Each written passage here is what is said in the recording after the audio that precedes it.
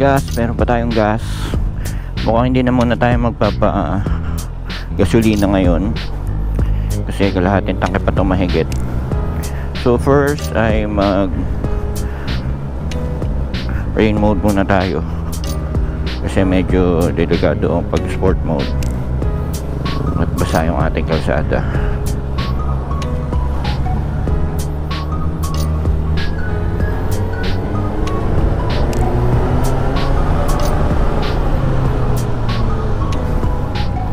Baka tayo umislide.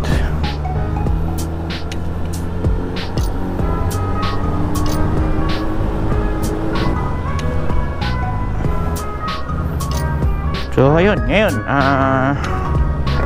papunta tayo sa ating trabaho sa Makati. First time kong magbablog ng ganito. So gusto ko lang i-try muna kung paano siya gagamayin bago tayo mag-post ng mga video. Actually, wala pa nga tayong channel name or page name. Gusto ko lang munang i-try kung ano ba yung mga ginagawa pagka ganitong nag-motovlog.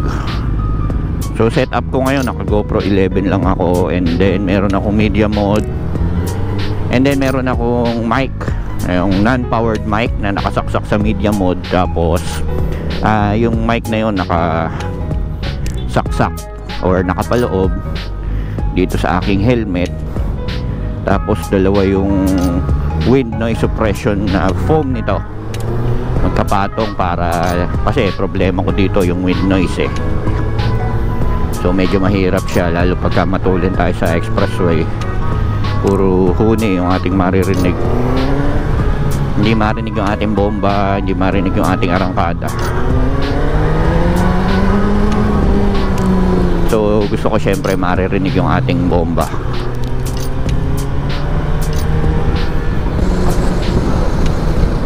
Weather, hindi siya ganun kainit kasi mag-aalas 10 pa lang. Malamig na rin yung hangin natin kasi amihan na. Sana dire-diretso to hanggang mamaya, hanggang makarating ng Metro Manila, kasi alam nyo naman ang hirap ng motor ng big bike, napaka mainit.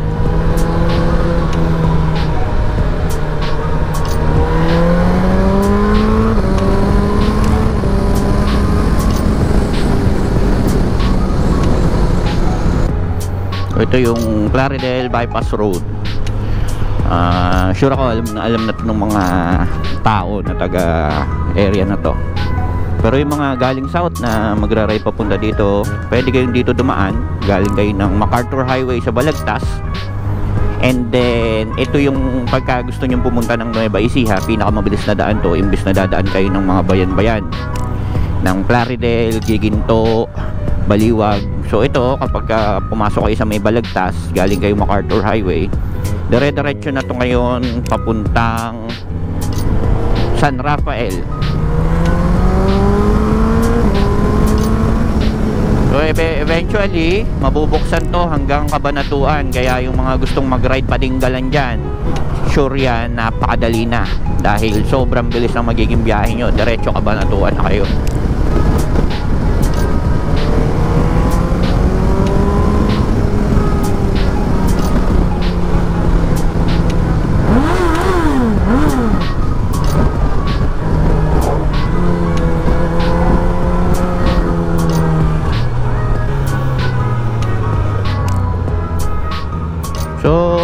Gamit ko palang motor ngayon, itong GSX S1000 GT. So 1000cc to, 150 horsepower. Tapos ito yung line ni Suzuki big bike na sport touring. So same to ng Ninja 1000, Ninja 650, same line sila, sport touring. So sports bike yung look nya, pero yung stance mo ay medyo upright. So kahit long ride, hindi ako nangangawit dito. Huwag lang yung sobrang traffic kasi mabigat yung motor, mahihirapan ka talagang kumilos.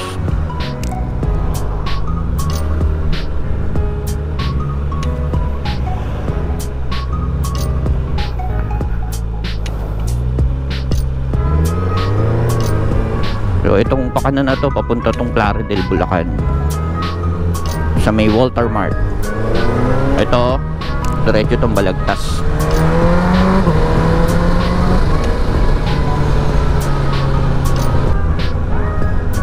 So pasok tayo ng NLEX dito. Kailangan kasi mag-NLEX tayo dahil sobrang layo kapag magma-MacArthur Highway tayo, tapos traffic, malubak, baha, so lahat na dadaanan mo dun, medyo mahihirapan. Kaya di baling magbayad tayo ng konting toll fee, makarating lang tayo doon sa trabaho natin ng maayos at hindi parang nakipagyera.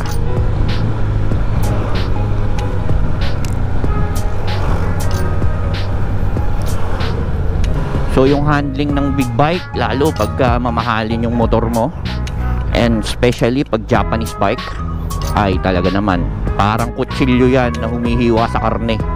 Kapag nasa kalsada, sobrang accurate niyan, sobrang stable, sobrang dali i-handle, especially yung mga Italian bike. So although hindi pa ako nakakasakay ng Italian bike, yung mga Ducati, Aprilia, tingin ko handling wise sobrang ganda.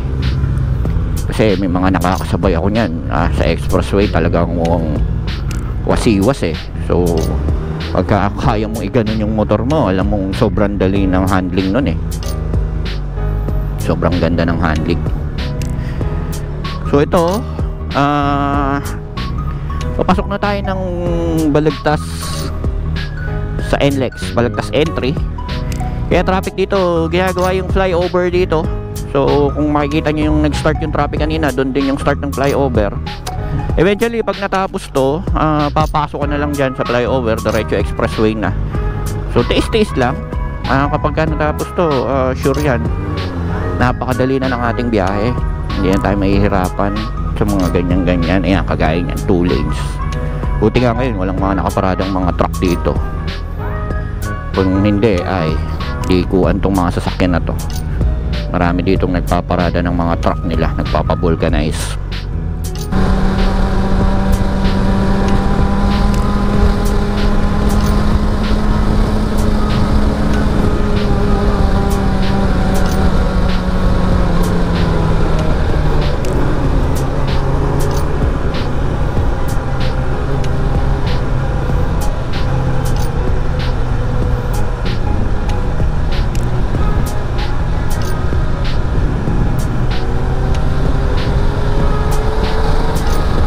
Okay, expressway.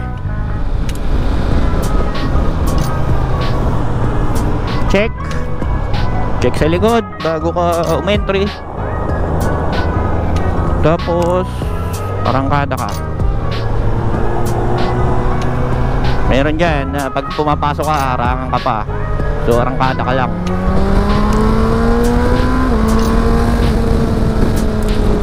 Kaya ng motor mo yan.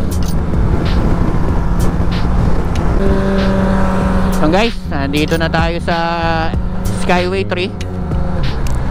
Bakit na tayo? So diretso na tayo ng ano nito, Buendia. So since Makati tayo eh.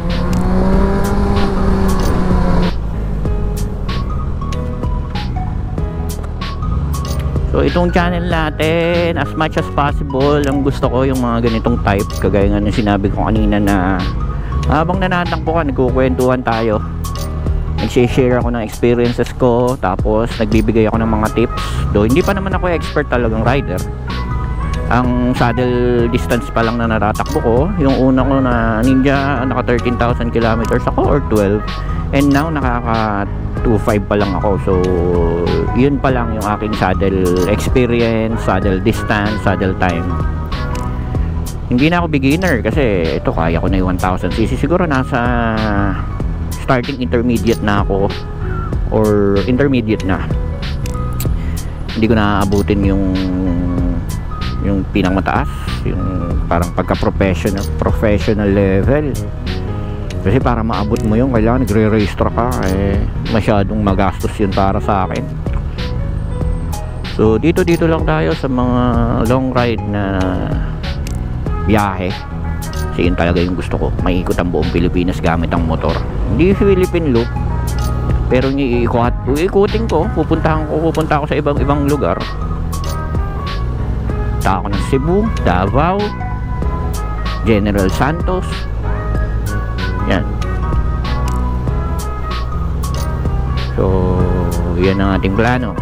Plan ko rin mag-Boracay, kami ng aking girlfriend mag-Boracay ng nakamotor. Sasakay tayo ng Roro.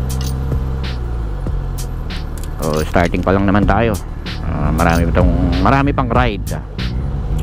Then kasama din doon siguro yung mga pagtuturo ng pagde-DIY sa motor. Siguro pati na rin sa sasakyan. So hindi naman ako mekaniko. Meron lang akong konting knowledge sa mga ganyan. Kung meron kong change oil, palit ng brake pad, palit ng clutch pack, adjust ng throttle, yan, kaya natin yan.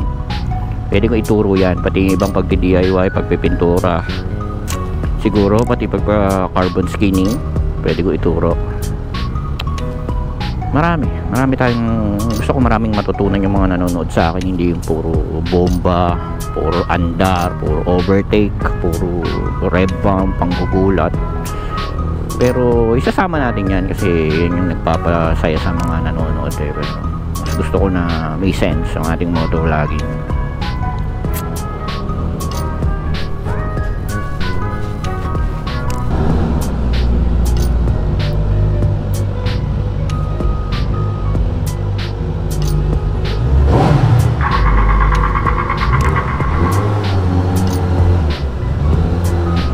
Kita nyo naman, punong-puno ang parking.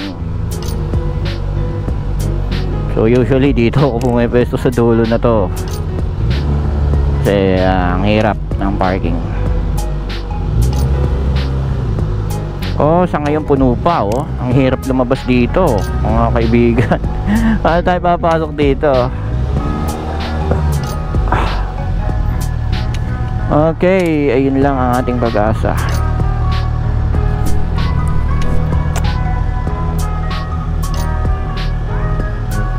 So yung iba nagtatanong bakit kailangan sa parking ng sasakyan ang mga big bike. Kita nyo ba yan? Kita nyo? Di ba ang hirap pumasok? So no choice ka, kailangan pumasok ka pa rin kahit gaano kalaki motor mo. So anong natin yung ating panalangin nating mamaya yan, konti na lang tong mga motor na to. Ayun, kita nyo, masabit-sabit pa ako.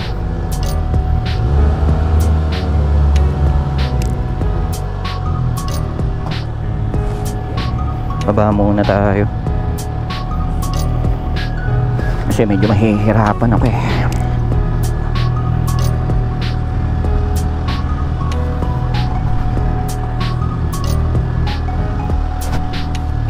Yan.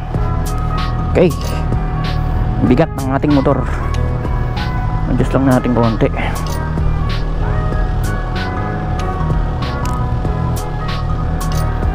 Panalangin natin walang makatama dito mamaya kasi no choice tayo, tayong papaparkingan eh. Okay, balik tayo mamaya.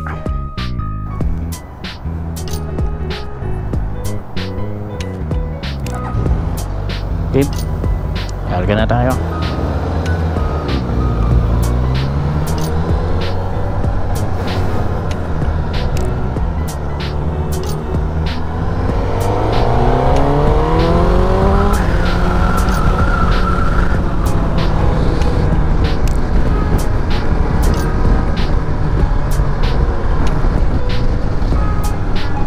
So tingin ko ito yung unang video na i-upload ko. Kung napanood mo man to, salamat. Ito yung first foray ko sa motovlogging. Naisip kong mag motovlogging kasi ibang klase yung nadudulot sa akin ng pagmumotor. Ito yung isa sa mga nakakapagtanggal ng stress ko. So sabi ko, why not i-capitalize natin, tingnan natin, malay mo swertehin, kumita tayo dito, magkaroon tayo ng extra, magkaroon tayo ng mga dagdag kaibigan. So kung napapanood mo to ngayon, salamat sa panonood. Siguro itutuloy ko lang itong video hanggang maubos ang battery ng aking GoPro. Hindi ko alam kung makakauwi ako ng Bulacan, nakakaabot yung battery ko. So enjoy the ride na lang. Tingnan mo na lang kung paano ako mag-drive, paano mag-big bike sa expressway gamit ang GSX-S 1000 GT na sports touring bike ng Suzuki.